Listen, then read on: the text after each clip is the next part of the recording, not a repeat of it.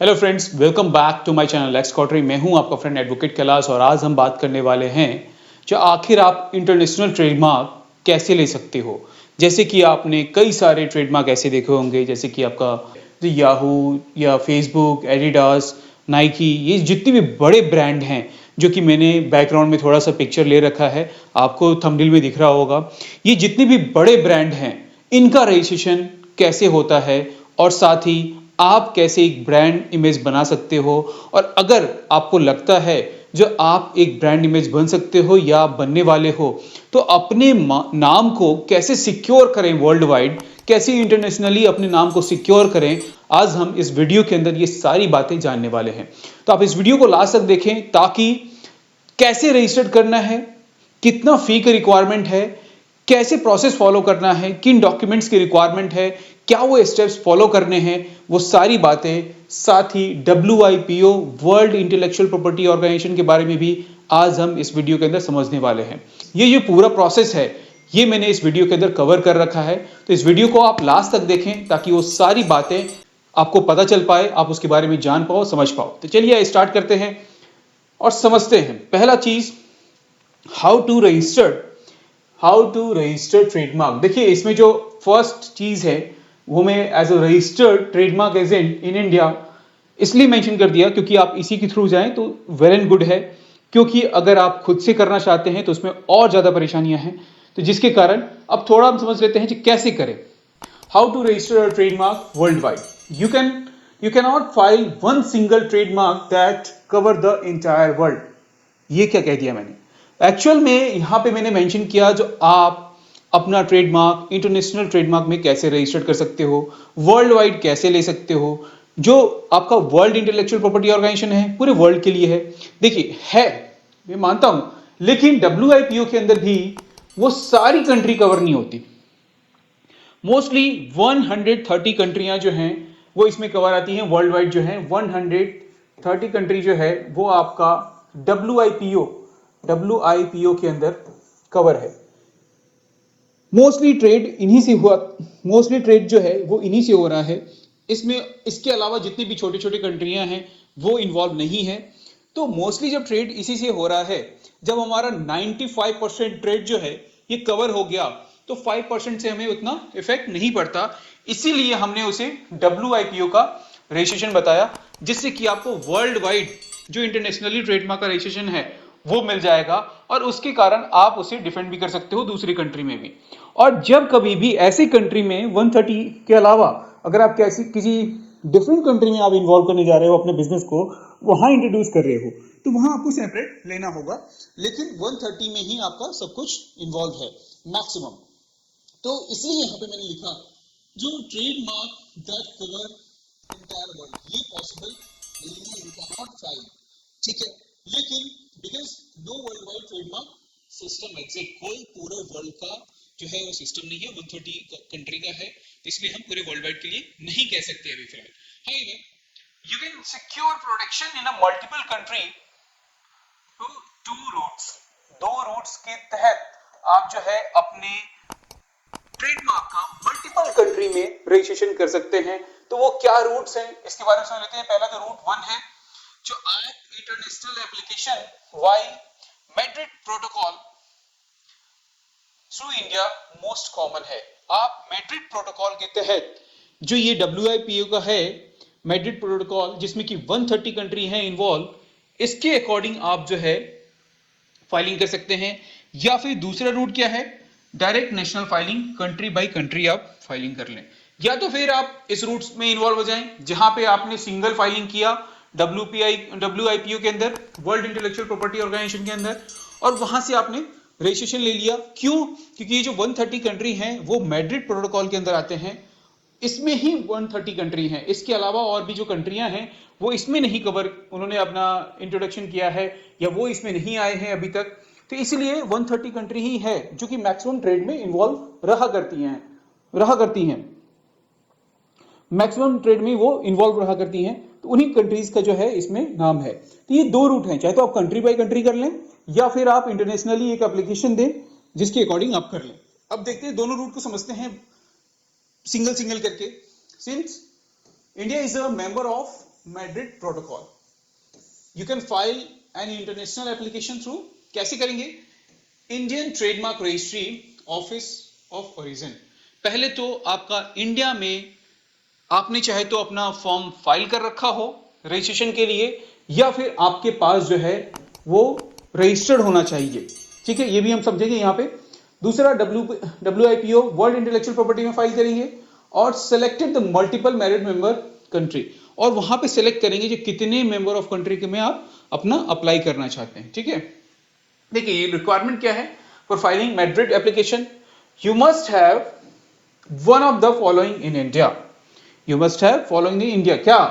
Trademark application filed in India, जो कि हम फॉर्म TMA में फाइल करते हैं, और दूसरा, और रजिस्टर्ड ट्रेडमार्क इन इंडिया। चाहे तो आपने एप्लीकेशन फाइल कर दिया हो, या फिर आपका ट्रेडमार्क जो है वो ऑलरेडी फाइलिंग के बाद रजिस्टर्ड हो गया हो। ये दो प्रोसेस अगर आपने फॉलो कर रखा है, this is called the basic application and basic registration.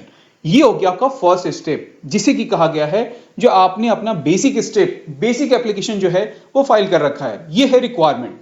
अब इसके बाद स्टेप बाय स्टेप प्रोसीजर क्या है मैड्रिड प्रोटोकॉल का?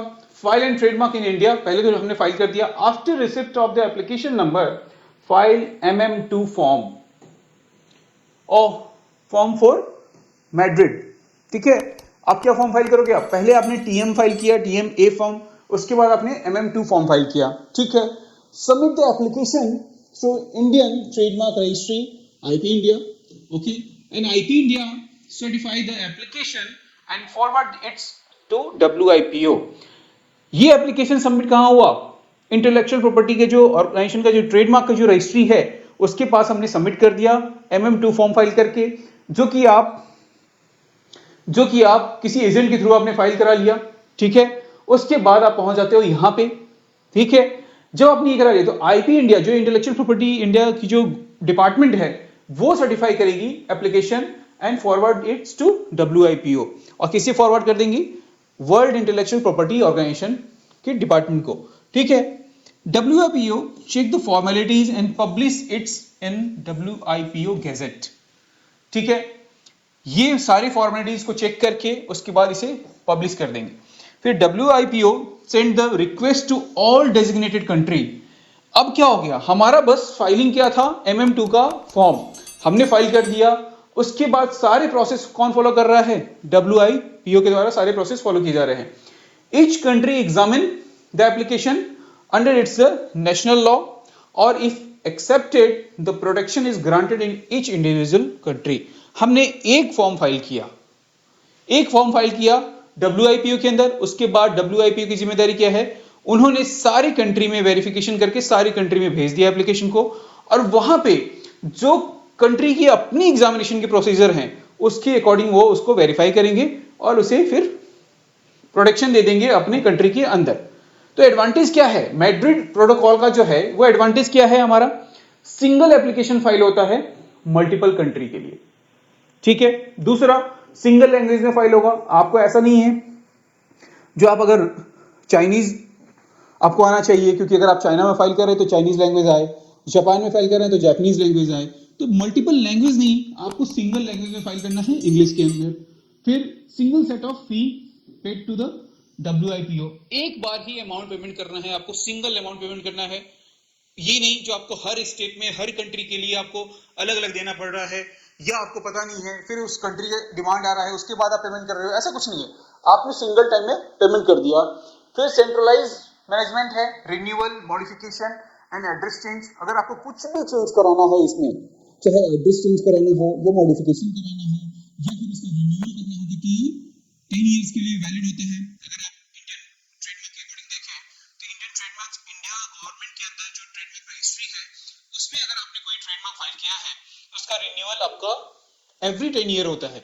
तो ये आप ध्यान जरूर रखें, क्योंकि अगर आपने सिंगल टाइम में रजिस्टर करा लिया उसके बाद अगर आप भूल जाते हो तो वो ट्रेडमार्क आपके हाथ से चला जाएगा, क्योंकि 10 साल कंप्लीट होने से पहले आपको 1 ईयर बिफोर आपको अपना रिन्यूअल कराना होता है। अगर आपने नहीं कराया तो फिर उसका रजिस्ट्रेशन होगा, जिसमें कि आपको बहुत ज्यादा प्रॉब्लम हो सकता है। अब कॉस्ट इफेक्टिव भी होता है, क्योंकि बहुत सारी कंट्रियों में एक साथ अप्लाई हो जाता है, हमें मल्टीपल टाइम पेमेंट नहीं करना होता, तो कॉस्ट इफेक्टिव भी हो गया। अब क्या आ गया, जो देखिए फी ऑफ इंटरनेशनल ट्रेडमार्क, जो हमने बेसिक कॉस्ट इफेक्टिव बताया, वो क्या होगा। अगर आप इसमें फी देखें तो बेसिक फी WIPO क्या है, ब्लैक एंड व्हाइट में अगर मार्क्स है तो आपका 63,000, ये इंडियन रुपीस के अकॉर्डिंग मैंने यहां पे इसको कन्वर्ट कर दिया है, ये आज का है। ये आप ध्यान रखना, कभी भी इस वीडियो को देख करके आप किसी ट्रेडमार्क एजेंट से या आप डिपार्टमेंट से बहस मत करने लगना। जो मैंने तो देखा था एक वीडियो के अंदर, वहां पे 63,000 बताया गया था, ये आज का अपडेट है। इसमें हो सकता है कि इसमें चेंजेस हों और ये ज्यादा आपको पता चले, और इसके कुछ अपने भी हैं जो प्रोफेशनल्स हैं, वो भी अपना डिमांड करते हैं। तो कुछ अमाउंट, ये डिपार्टमेंट के अमाउंट आज के डेट में बता रहा हूं मैं आपको, कि अगर ब्लैक एंड व्हाइट में मार्क है तो 63,000, और अगर कलर मार्क्स है तो आपका 87,000 का ये एक्सपेंस है। अगर इंडिविजुअल कंट्री फी अगर मैं देखूं तो अगर यूएसए की बात करें तो आपका 36,000, यूके की या ईयू की बात करें 87,000 ईयू, जिसमें कि 28 कंट्रियां हैं। साथ ही यूके में 27,000, चाइना में 11,000 या यूएई में 68,000। देख रहे हो आप, ये अगर आप सेपरेटली फाइल करते हो तो कंट्री बाय कंट्री इसके एक्सपेंसेस जो हैं वो बहुत ज्यादा होते हैं। साथ ही डॉक्यूमेंटेशन वैसे ही होंगे, वहां के जो प्रोफेशनल्स हैं उनसे आपको कांटेक्ट करना होगा, साथ ही उनकी अकॉर्डिंग आपको करना होगा, तो वो सारे एक्सपेंसेस बहुत ज्यादा हो जाएंगे। इसलिए ये जो मैड्रिड है इससे हमें काफी बेनिफिट मिलता है। अब क्या है, पार्ट 5 रिक्वायरमेंट्स क्या है डॉक्यूमेंट्स के, तो एप्लीकेशन डिटेल, TMA फॉर्म, लोगो जो कि एकदम इसमें होना चाहिए, यूजर एफिडेविट, और साथ ही आपका पावर ऑफ अटॉर्नी जो भी एजेंट फाइल करेंगे उनके लिए। Document for the WIPO international application क्या सब, certified copy of the Indian application registration जो मैंने बताया, TMA का फॉर्म, साथ ही form MM2, application address, nationality, list of designated country, logo, priority document if any, और MSME Udyam certificate optional if Indian fee benefit. इसमें अगर कोई फी का बेनिफिट है तो वो आप डॉक्यूमेंट दे सकते हो। ये सारा जो प्रोविजन है वो इंटरनेशनल के लिए मैं बता रहा हूं, ये आप जरूर ध्यान में रखना। अब डायरेक्ट नेशनल फाइलिंग, अगर मैं दूसरा रूट जो अपनाऊं, जो मैंने 2 रूट पहले ही डिस्कस कर लिया आपसे, जो एक तो हम WIPO के अकॉर्डिंग जाएंगे, दूसरा हम कंट्री वाइज जाएंगे, कंट्री टू कंट्री। उसके लिए क्या करना होगा, तो if a country is not a part of Madrid protocol, अगर मान लेते हैं वैसी कंट्री में हम जाते हैं जहां पे जो मैड्रिड प्रोटोकॉल के अंदर नहीं आते हैं, या if you want to more robust protection, अगर आपको लगता है ये नहीं WIPO के अकॉर्डिंग अगर मैं जाऊं तो मुझे वो बेनिफिट नहीं मिल पाएगा जो हाँ अगर मैं एक्चुअल उस कंट्री में जाकर के लेना चाहता हूं, तो आप इस अकॉर्डिंग भी जा सकते हो। वहां आप अगर फाइल करोगे तो you must file the individual each country through local attorney. Example UAE का नेशनल फाइलिंग जो होगा, बांग्लादेश, नेपाल, सऊदी अरेबिया, ये सारे में आपको जो है वो अलग अलग आप कंट्री वाइज फाइल करोगे, ठीक है।